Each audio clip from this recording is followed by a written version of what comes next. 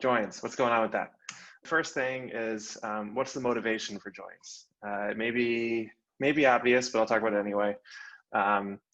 So other than the fact that it's a common database feature, why do databases want to do this? Why do we want to do this?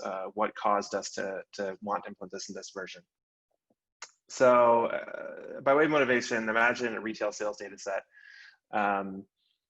The department for a product may change from time to time. So let's say that you have a spray bottle, and the spray bottle is considered gardening supply up until March 3rd, when it begins to be considered a cleaning product.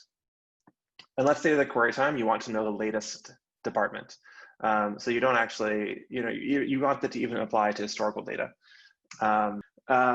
Okay, so without joins, all older records must be re-ingested for the department to stay up to date. You cross out this, you re-ingest older data that says a spray bottle is a gardening device, and you re-ingest as a cleaning product.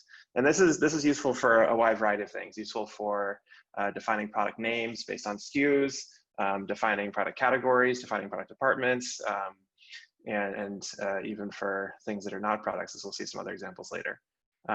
So without joins, the classic Druid mechanism was you would re-ingest all older records, and that would cause departments to stay up to date. With joins, this mapping is done at query time, which simplifies the data architecture. So instead of storing the department in the actual table, you have two tables. You have a product department mapping table and a sales table, and you can apply the product department mapping at query time. So that simplifies data architecture. It means you don't need to reload everything.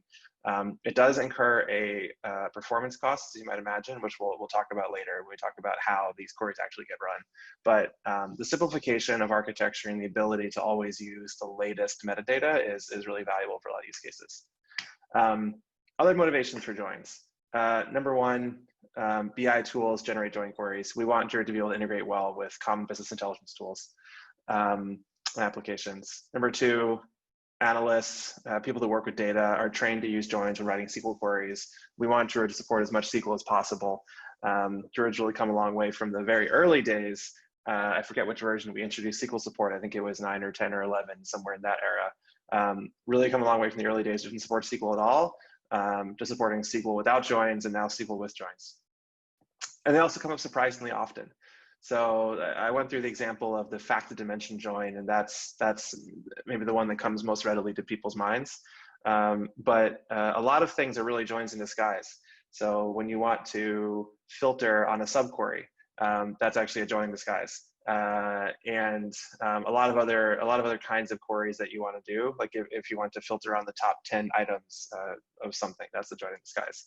A lot of queries that you want to do actually turns out to be really joins under the hood. So this actually is a meaningfully large expansion of the kinds of queries that Druid's able to do.